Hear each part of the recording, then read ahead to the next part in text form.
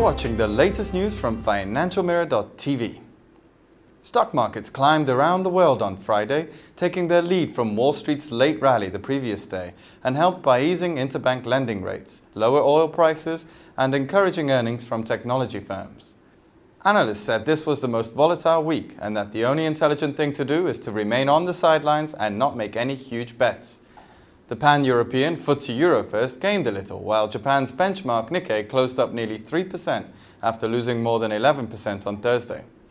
Shares in IBM, Google and chipmaker AMD gained on Thursday after their results beat Wall Street estimates.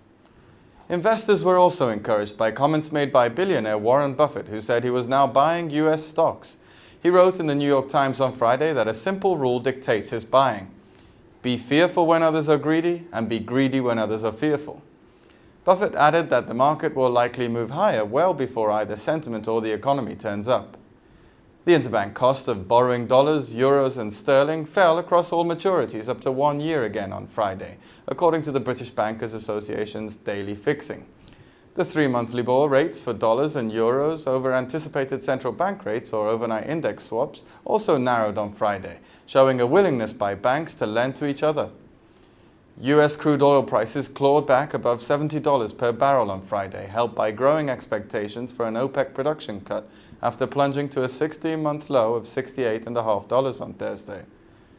World leaders demanded tougher banking rules on Friday to protect economies from crisis before a meeting of US and French presidents on Saturday that would explore ways to reform a crumbling financial system. The worst financial crisis in 80 years is pushing the West into recession, while economies in Eastern Europe are also suffering, turning to foreign lenders. Ukraine said it needs $14 billion in credit from the IMF, while Hungary agreed to a €5 billion deal with the European Central Bank. Nicolas Sarkozy of France said he will raise the prospect of a global summit to deal with regulatory issues at a meeting with President Bush on Saturday, as well as discuss urgent reforms as the post-World War II financial institutions were out of date. The chairman of Britain's Financial Services Authority said the global banking system was past the danger of systemic meltdown, although the world faced recession. British opposition leader David Cameron returned to the attack on Friday after holding fire as the government battled the financial crisis, saying it proved Prime Minister Gordon Brown's economic record was a failure. Brown has seen his popularity rise as the government takes bold steps to stave off a collapse of the banking system. But with unemployment soaring, worries about a deep recession are starting to dominate in voters' minds. Cameron said in a speech in London that this crisis has highlighted just how mistaken Labour's economic policy has been.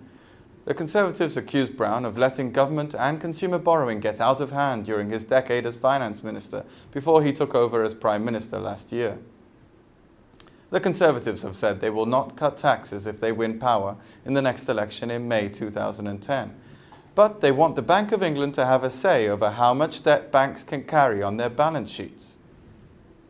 Record low sales and the financial crisis are spurring fresh merger talk about the big three US car makers in a new global consolidation round.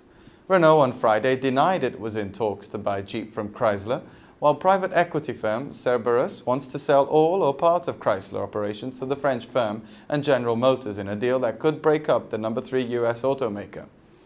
Potential lenders are providing strong support for merger talks between GM and Chrysler, as major banks are eager to cut their exposure to the auto sector. Ford is finalizing plans to sell some of its 33% holding in Mazda to about 20 Japanese firms, including insurers, while GM could sell its Saab brand in Europe as well as the Hummer. Morgan Stanley cut European automakers' price targets, while Goldman Sachs raised BMW and Renault but cut Fiat. It seems that even cyber crooks can get caught at their own game. An international police operation has shut down DarkMarket, a highly sophisticated website that fraudsters use to trade stolen credit card details and other online scams. Almost 60 people have been arrested in the US, Britain, Germany and Turkey as part of a bust led by the FBI and the British Serious Organised Crime Agency. Some of them were key operators and had a certain arrogance, thinking they could never get caught, while others have been linked to more violent and serious crimes. The closely guarded invitation-only forum allowed criminals to buy and sell stolen financial information, such as people's online banking details and credit card data. The site was launched in 2005 and had 2,500 members. A soccer spokeswoman said investigators infiltrated the forum in 2006, but did not shut them down as people could easily transfer their activity elsewhere. One man linked to an earlier such site spent £250,000 on stolen card data in 6 weeks and could have made up to £10 million. Be careful what you say, as a South Korean financial researcher found out when he was sacked for telling a TV talk show that people made unwise investment decisions because they were too greedy. Sang-choon, deputy head of Mirae Asset Investment Education, said investors ignored warnings over the past few months that trouble lay ahead for stocks and held on to funds thinking a big payday was just around the corner. He said in comments shown on Korean TV that people haven't cashed in their funds because of personal greed and expectations of profits. Even though Seoul shares ended nearly 3% lower on Friday for their worst close since October 2005, brokerage Mirae Asset did not like the investment advice. The moral of the story is sometimes it hurts to tell the truth. Thank you for watching FinancialMirror.tv and have a quiet weekend.